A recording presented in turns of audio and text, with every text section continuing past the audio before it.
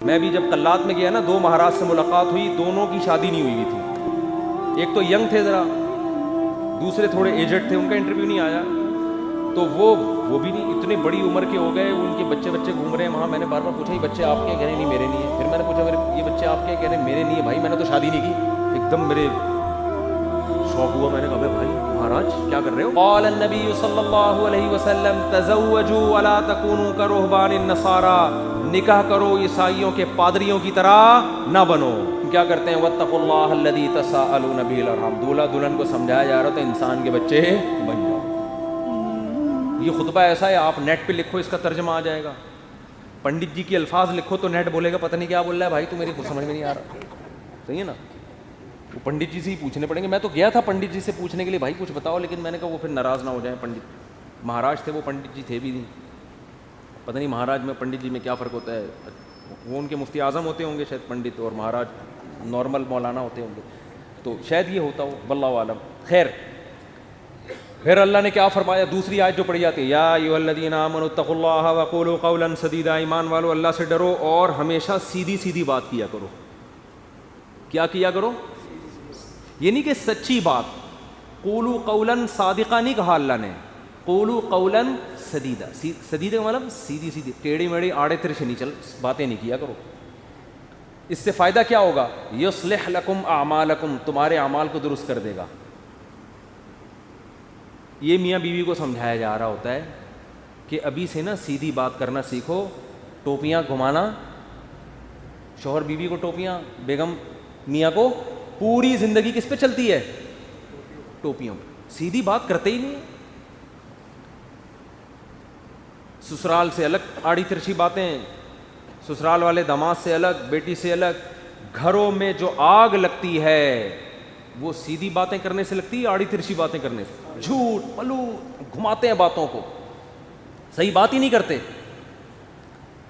تو اس سے کیا ہوتا ہے؟ اعمال خراب ہونا شروع ہو جاتے ہیں. جب آدمی کو پتہ ہوتا ہے نا مجھ سے کوئی پوچھے گا تو مجھے سچ بولنا پڑے گا، تو وہ کام ہی ایسا نہیں کرتا کہ جواب دہی ممکن نہ ہو اس کے لیے. تو یہ میاں بیوی کو تمیز سے نصیحت کی جاتی ہے. اور پھر حدیثیں پڑھی جاتی ہیں، النکاح من سنتی، نکاح میری سنت ہے. فمن رغب عن سنتی فلیس منی، جو میری سنت پہ نہیں چلے گا وہ مجھ سے نہیں ہوگا. دولہا کو حوصلہ افزائی کی، تو بیٹا زندگی میں پہلی دفعہ کوئی انسان ڈھنگ کا کام کر رہا ہے، تو نبی کی سنت کو بولتے کیوں نہیں بھائی، زندہ کر. اور اتفاق کی بات ہے دوسری شادی میں بھی یہی خطبہ ہے، تیسری میں بھی اور چوتھی میں بھی. کیا مطلب؟ دوسری میں بھی اس کو اپریشیٹ کیا جاتا ہے، سنت کر رہا ہے، تیسری میں بھی چوتھی میں بھی. سمجھتے؟ یہ ویسے ہی درمیان میں جنرل نالج کے لیے ایک بات آ گئی تھی. میں آپ کو پتہ ہے اس ٹاپک پر آج کل بالکل بھی نہیں بولتا. تو آگے اللہ تعالیٰ کے آگے کیا حدیث میں ہے جو خطبے میں پڑھا جاتا ہے؟ قال النبی صلی اللہ علیہ وسلم تزوجوا الودود الولود فإنی مباہی بکم الامم. ایسی عورت سے نکاح کرو محبت کرے اور تمہیں اولاد زیادہ دے، میں قیامت کے دن تمہاری کثرت پہ فخر کروں گا.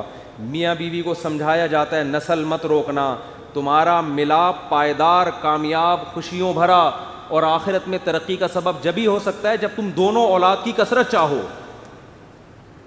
شروع میں ہی چاہتے ہیں کہ ہمارے اولاد نہ ہو، اس کی بھی نفی کی گئی. اور کیا پڑھا جاتا ہے خطبے میں؟ وقال النبی صلی اللہ علیہ وسلم تزوجوا ولا تکونوا کرہبان النصارى، نکاح کرو عیسائیوں کے پادریوں کی طرح نہ بنو. میں بھی جب قلات میں گیا نا، 2 مہاراج سے ملاقات ہوئی، دونوں کی شادی نہیں ہوئی تھی. ایک تو ینگ تھے ذرا، دوسرے تھوڑے ایجڈ تھے، ان کا انٹرویو نہیں آیا. تو وہ بھی نہیں، اتنے بڑی عمر کے ہو گئے، ان کے بچے گھوم رہے ہیں وہاں. میں نے بار بار پوچھا یہ بچے آپ کے ہیں؟ کہہ رہے نہیں میرے نہیں ہیں. پھر میں نے پوچھا یہ بچے آپ کے ہیں؟ کہہ رہے میرے نہیں ہیں. بھائی میں نے تو شادی نہیں کی. ایک دم میرے شوق ہوا. میں نے کہا بھائی مہاراج کیا کر رہے ہو؟ اس میں پرانے کوئی ڈائلاگ یاد ہے نا، وہ مہاراج اس طرح کے ایک دم اسٹائل سے آتا تھا، وہ مہاراج. تو میرے منہ سے ایک دم مہاراج آپ اپنی ایج دیکھو تو کیسے ہی گزارا ہو رہا ہے. تو انہوں نے کہا بھائی ہم جو مندر کے لیے قربانی دیتا ہے نا، پھر اپنے پرانے والے مہاراج کی انہوں نے مجھے تصویر دکھائی، یہ میرے پیر تھے، ان کا میں نائب بنا تھا. تو جو اپنے آپ کو مندر کی خدمت کے لیے وقف کر دیتا ہے، شادی نہیں کرتا کہ بس مندر کی خدمت ہی کرنی ہے، وہ پھر اس مندر کا مہاراج بنتا ہے. تو ان کا مذہب ہوگا، میں ان پہ طنز نہیں کر رہا، وہ ان کا جو مذہب ان کو سکھاتا ہے. میں نے ان سے کہا لیکن مجھے تو موقع مل گیا. میں نے کہا آپ کا مذہب آپ کو یہ کہتا ہے کہ آپ شادی نہ کریں, ہمارا مذہب ہمیں یہ کہتا ہے کہ مر رغب عن سنتی فلیس منی. نبی نے فرمایا جو نکاح نہ کر کے میری سنت سے اعراض کرے گا اس کا مجھ سے کوئی تعلق نہیں. اور حبب الی النساء والطیب, نبی نے فرمایا دنیا میں دو چیزیں محبوب ہیں, ایک نکاح کی کثرت اور ایک خوشبو. تو ہمارے نبی تو بالکل اس کے اپوزٹ چلے ہیں, بالکل اس کے برعکس. تو یہ نہیں کہ نکاح کرنا ہے, کثرت نکاح کی ترغیب ہے. میں نے کہا ہم تو رہبانیت کے بالکل اگینسٹ چلتے ہیں. تو مجھے اس وقت وہ حدیث سمجھ میں آئی کہ آپ عیسائی بھی یہ کرتے تھے, پادری, نکاح نہیں کرنا. تو ہمارے نبی نے فرمایا تم نے ان کو فالو نہیں کرنا, نہ ہم تو کثرت سے. تو مجھے لگ رہا تھا وہاں بیٹھ کر کہ یہ جو مہاراج ہیں وہ مہاراج کے چہرے پر نا افسردگی کے آثار تھے. یہ پہلے والے جو مہاراج جن کا انٹرویو آیا یہ تو پھر بھی ینگ تھے, تھوڑے سے اچھے صحیح. دوسرے والے مہاراج افسردہ, گھٹنوں میں بھی پرابلم, کچھ مسائل بھی تھے بیماریوں کے. تو میں مہاراج سے ریکویسٹ کرنے والا تھا کہ کر لیں شادی, یہ مسائل آپ کے نیچرل لائف کا کوئی آلٹرنیٹ نہیں ہے. مندر کی خدمت شادی کر کے بھی ہو سکتی ہے. اب شادی کی ہوتی یہ بچے آپ کے ہوتے ہیں, یعنی اسی جیسے ان کو لگا دیتے مندر کی خدمت پہ. اگر آپ کا یہ نظریہ ہے, میں ترغیب نہیں دے رہا ہوں ان کو, کیا خیال ہے؟ جیسے ہمارے بیٹے ہیں تو میری خواہش ہے کہ یار وہ بیٹے عالم بنے, اللہ خواہش کو پورا کرے. مہاراج میں جو باتیں آپ سے کر رہا ہوں آپ تنہائی میں بیٹھ کے ان باتوں پہ غور کریں. اب اللہ کرے اب تک کر رہے ہو غور. چکر میں تو ڈال دیا ہم نے, مہاراج کو ہم نے چکر میں ڈال دیا.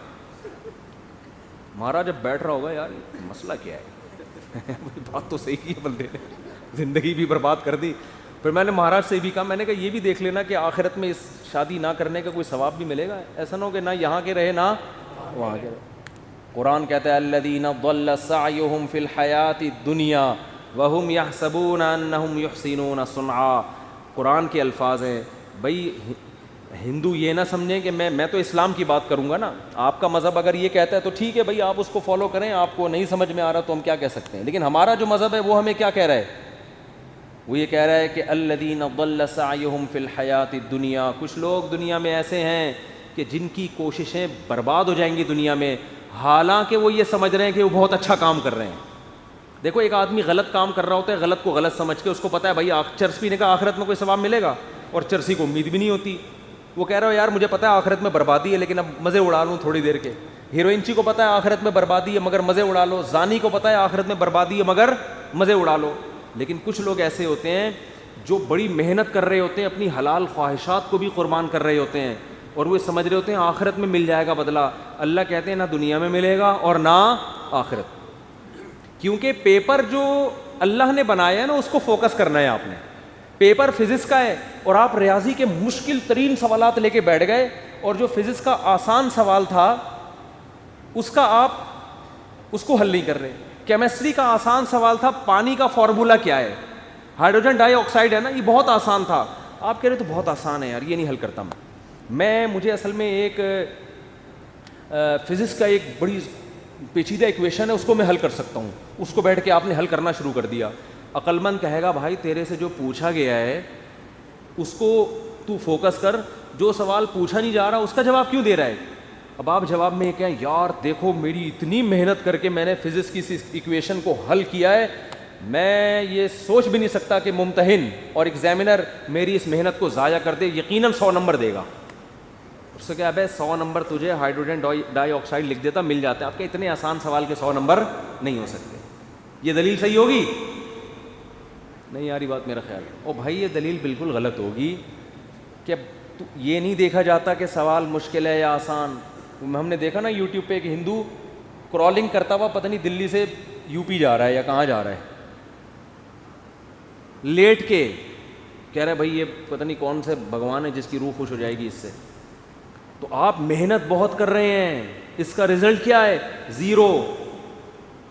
نبی صلی اللہ علیہ وسلم کو اطلاع ملی نا کہ ایک پیدل حج کرنے جا رہا ہے کوئی, منت مانی بھی اور طاقت بھی نہیں تھی. آپ نے فرمایا اللہ کو اس کی ضرورت نہیں ہے کہ تم اپنے آپ کو اس مصیبت میں ڈالو, یہ تو تمہاری اپنی تمہاری وہ ہے نا. اگر آپ میں استطاعت نہیں اور آپ پیدل جا رہے ہیں حج کرنے کے لیے تو یہ وہ چیزیں جو آپ نے اپنے اوپر لازم کر لی ہیں. تبھی قرآن کہہ رہا ہے لا تحرموا طیبات ما احل اللہ لکم, جو پاکیزہ چیزیں اللہ نے حلال کر دی ان کو حرام مت کرو, اپنے اوپر خامخواہ کی پابندیاں مت لگاؤ.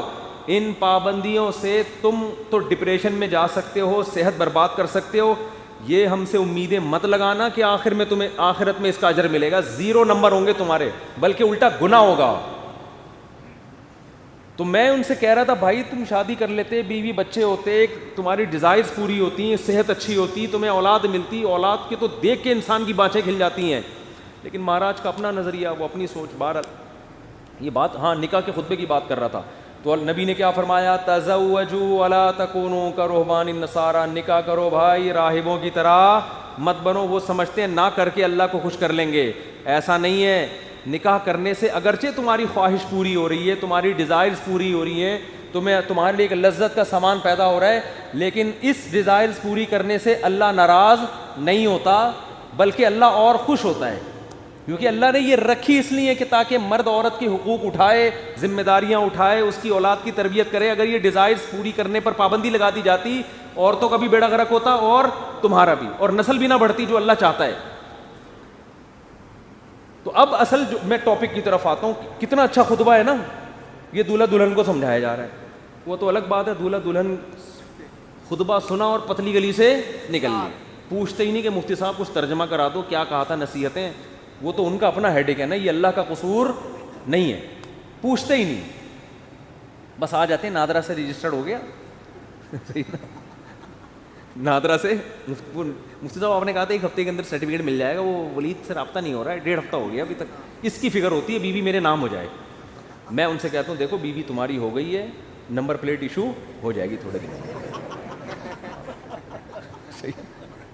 وہ ان کو فکر ہوتی ہے نا, ڈاکومنٹس نہیں بنے. میں نے کہا بھائی ابھی تمہارے نام رجسٹر بھی ہو جائے گی, فی الحال بیوی کے ماتھے پہ لگاؤ اپلائڈ فار رجسٹر. یعنی یہ بک ہو چکی ہے, اب اس سے کوئی اور شادی کی کوشش نہ کرے, یہ لکھ دو اس پہ. اگر بہت زیادہ آپ کو خطرہ ہے نا, بھاگ نہ جائے, کہیں نہیں بھاگے گی انشاءاللہ. اور اگر سلوک اچھا نہیں ہے تو رجسٹر ہونے کے بعد بھی بھاگ جائے گی, ہوتا ہے ایسا. تو وہ نادرہ کے کاغذ لے کے گھومتے رہو گے. جیسے میں اب تک وہ ٹھپے لے کے, سبزی والا جو پیسے لے کے بھاگا ہے نا, اس کے انگوٹھے لے کے 6 سال تک گھومتا رہا میں.